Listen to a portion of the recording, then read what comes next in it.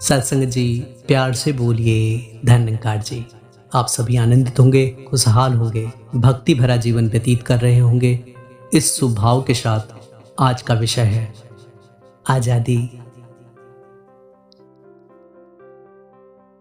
सत्संग ये शब्द ही अपने आप में स्वच्छंदता, स्वतंत्रता और दायित्व निर्वाह को इंगित करता है। हम सभी जहां पे स्वाधीनता दिवस के रूप में उत्सव मना रहे हैं, वहीं पे कुछ बातें ऐसी भी हैं जिस पे हम सभी का ध्यान केंद्रित होना जरूरी है। आजादी का मतलब सिर्फ और सिर्फ देश की आजादी नहीं, बल्कि उन तमाम कट्टरपंथी विचारों से आजाद होना, उन बुराइयों से आजाद होना, उन कुलसित भावनाओं से आजाद होना जरूरी है।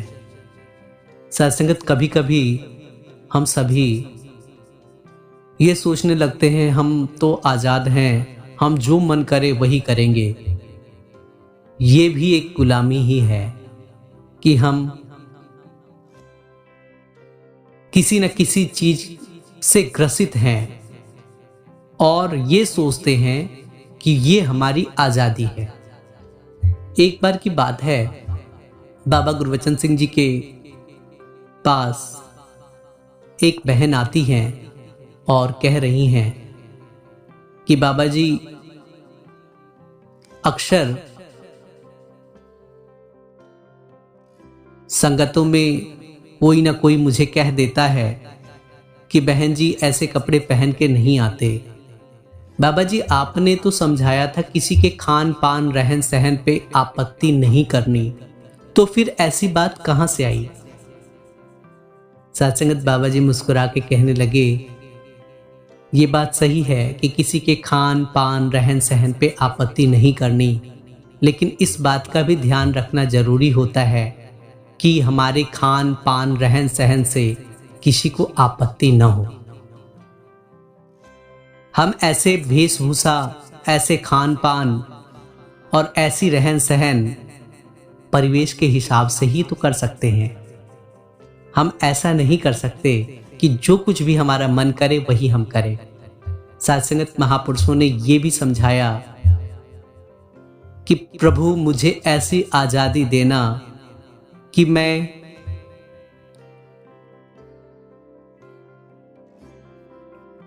तुम्हारे दायरे में रह सकूं, हदों की दायरे में रह सकूं।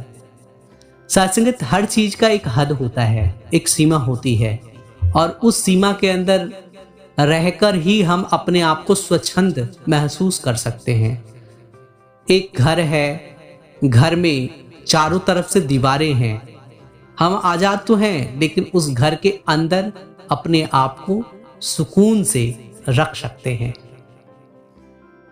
आराम से हम उस घर में रह सकते हैं। इसका मतलब ये नहीं कि हम घर में कैद हैं, ना, घर का दरवाजा भी है और हम बाहर भी निकल सकते हैं।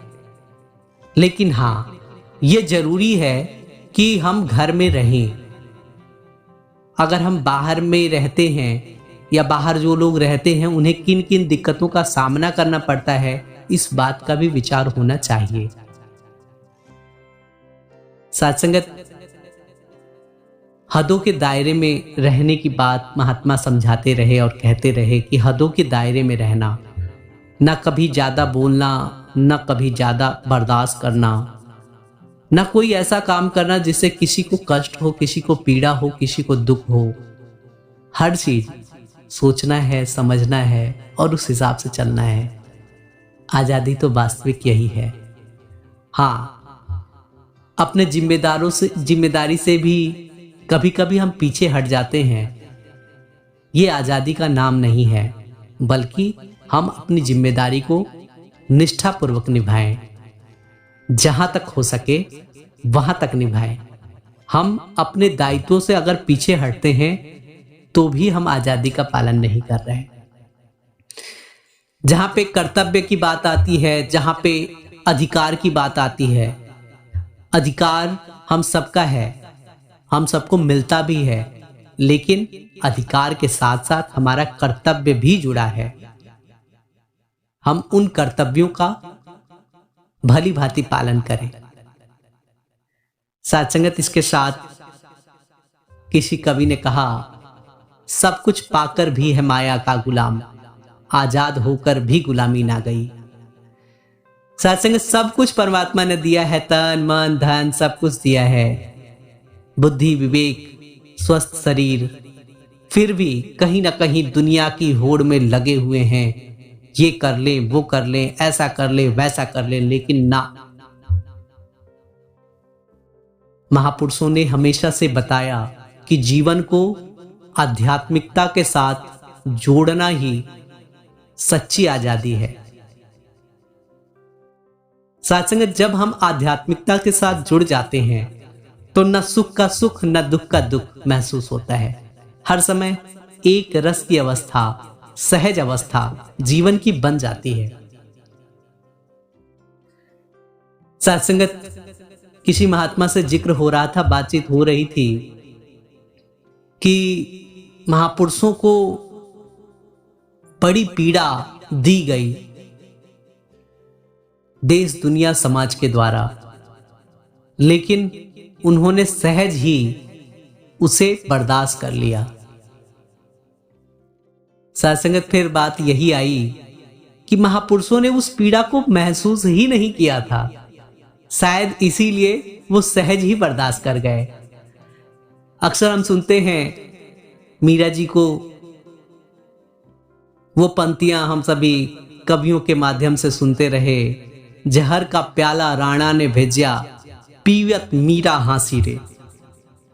अगर मीरा ये सोचती कि ये जहर का है प्याला तो शायद वो नहीं पीती, और पीती तो शायद उसकी मृत्यु भी हो जाती।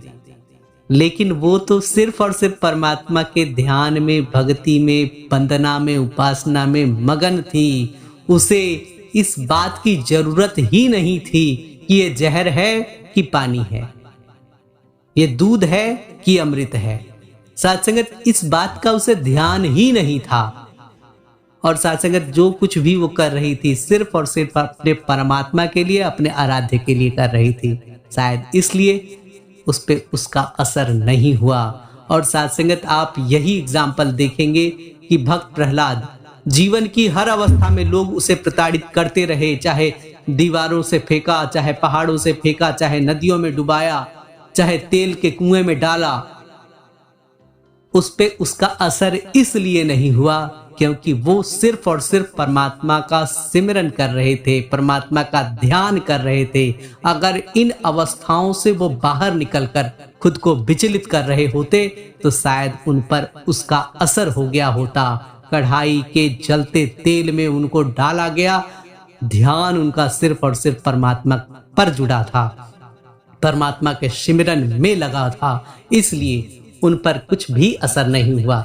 हम सभी जानते हैं कि हमारे शिव जी, भगवान शिव जिन्हें नीलकंठ कहते हैं, और सात्संगत उन्होंने भी जब जहर पिया तो भी उन्होंने ये नहीं सोचा ये जहर है, उन्होंने ये सोचा कि ये जगत के कल्याण के लिए है। अगर जगत का कल्याण होना है तो होगा। उन्होंने ईश्वर का ध्यान करते हुए जहर का पान कर लिया। आओ सात्संगत हम सभी दुख को ध्यान में रखेंगे तो दुखी होंगे, लेकिन परमात्मा का ध्यान करेंगे तो सुखी होंगे। जीवन में 84 लाख योनियों की जो जकड़न थी, जो बंधन थी, वो मानव जीवन के बाद, ब्रह्मानुभूति के बाद, ज्ञान के बाद मुक्ति मिल सकती है, आजादी मिल सकती है। ये बात महात्मा हमें बताते हैं, लेकिन उस अवस्था को प्राप्त करना भी जरूरी है, उस पे हम सभी को अमल करना भी जरूरी है, उसका ध्यान करना, उसका सिमरन करना, उस परमात्मा को हर समय अपने अंग संग एहसास में लाना जरूरी है। तो आइए हम सभी ये अरदास करें, परमात्मा आप सब कुछ करने कराने वाले हो। आपके द्वारा जो कुछ भी हो रहा है सब सही हो रहा है। बस आपका ध्यान, आपका सिमरन, मनन चिंतन करते हुए हम सभी आजादी जीवन में बसा पाए। आजादी ये बात जरूर बताती है कि हम सभी अपने मन में सिर्फ और सिर्फ परमात्मा का ध्यान करें। बाकी सारी चीजें अपने आप हमसे अलग रहेंगी। उस कमल की तरह कि कीचड़ में तो हैं लेकिन कमल की तरह खिले हुए हैं। आइए जीवन को स्वच्छंद बनाएं, भक्ति में अपने आप को समर्पित करते चले जाएं। प्यार से बोलिए धन्यकार जी।